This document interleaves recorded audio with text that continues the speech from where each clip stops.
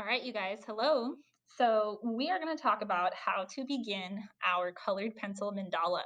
So, this is an example that I did with paint, but we're going to follow the same process, just complete it with colored pencil.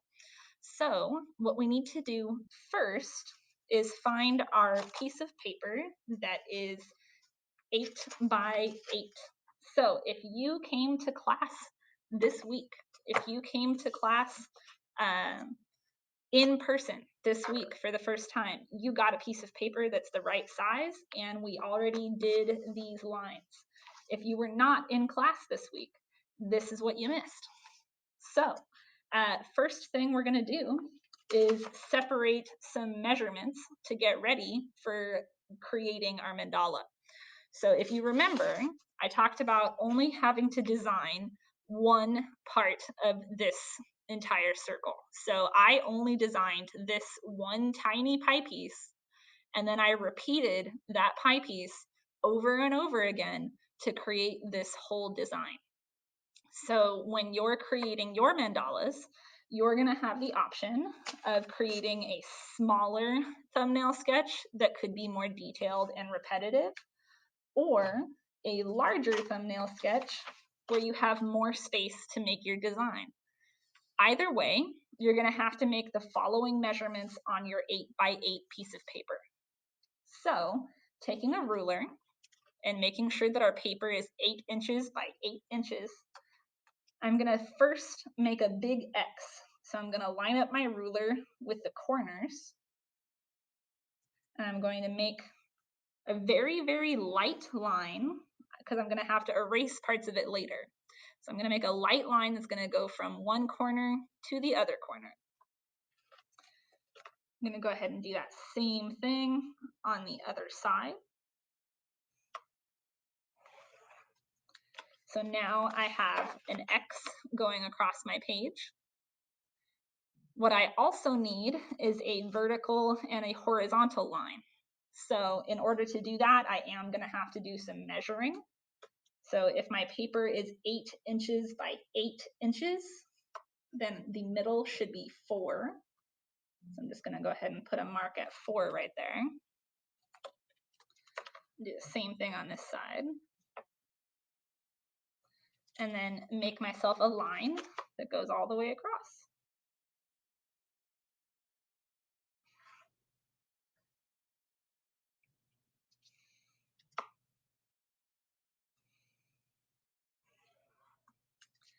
I'm going to do that same thing going the other direction. So I'm just going to turn my paper.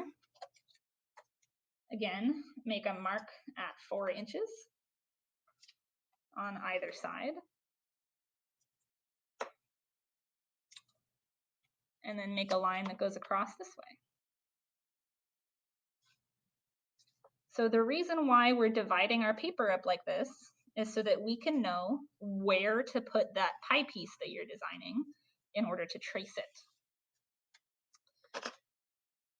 Okay, so now that I have my lines, I'm going to go ahead and grab the pie pieces that I've already designed, and I'll show you the difference between the smaller piece and the larger piece. So here is my small design that I've been working on, and you'll notice that when I make the corner, this like pointy part of my pie piece, go to the center, that it takes up about half of that space. And that's perfect. That's exactly what it should be like.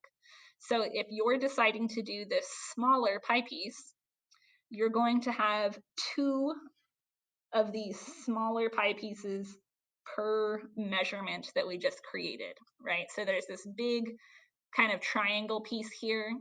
And if you decide to do the smaller version, you're going to have 2 pie pieces per section. 2 pie pieces per section. You guys see that? If you decide to do the larger piece, then you don't have to do any more measuring. This is all the measuring you have to do. So you would put the corner of your pie piece in the center here, and then you would trace your design, and you can see that it fits inside of that space, right? It completely fits there. You don't need to do any extra drawing or measuring, right? So this one is just going to fit inside of each of these spaces, really nice and neat. So let's talk about designs. On your worksheets, you have 4 different pie pieces. So what I need you to do is I need you to design 4 different patterns that you're thinking about using on your final version, okay? I only did one because I'm the teacher, but I need you to do all 4. And then we're gonna decide together which one you should do that will look the best. After you decide which one looks the best, we're gonna cut it out and we're going to trace what's on the other side. So if you look at this pie piece that I have, both sides of it have the same design, but in reverse, right? So what I've done is I've held up this paper to a window, or if you have the ability to have a light table, that works too, but not a lot of people do. So I held it up to the window and I traced the design so that one way my design would look like this, and then if I flip it over, it's exactly the same on the other side, right? Except for it's facing the other direction. It's like a mirror image. So the reason why we're going to do this is because you can also flip it on the design. So here is that larger design that I've been working on. Essentially, because I have pencil on both sides, that pencil acts like carbon paper. And what carbon paper is it allows you to make an exact copy of something, because the lead or the pencil on the other side transfers onto the paper. So are you guys ready for some magic? I'll show you guys some magic right now. So the back side of this has pencil, the front side of it has pencil. It's exactly the design that I need it to be. However, I need to make sure that I'm following my pattern, right?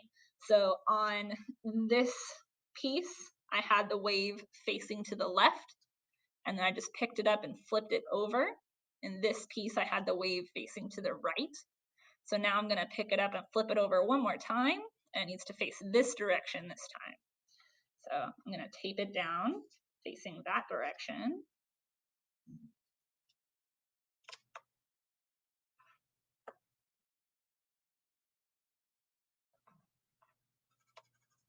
And then I'm gonna trace my design. So again, I'm using a pencil. I'm not using a pen right now. I know it's a fancy mechanical pencil, but it's a pencil. And I'm gonna go ahead and trace my design again.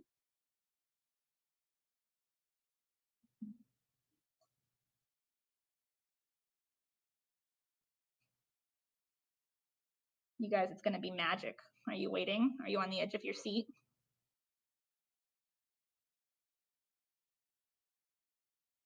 So the pencil that's on the other side will magically transfer just like that, right? So you want it to be really light. So if there are some places that are missing, you can kind of go over it really lightly, but you don't want it to be really dark. So if it's really, really faint, that's okay. That's exactly what we need, right? And then again, I would pick up this piece and I would flip it over one more time to have it face the other direction. And then I get this very cool design because my pie piece is asymmetrical. Remember, asymmetrical means that it's not the same on either side. And so because it is asymmetrical and I'm flipping it to be a mirror image, I get this really cool design where it looks like it connects in the middle.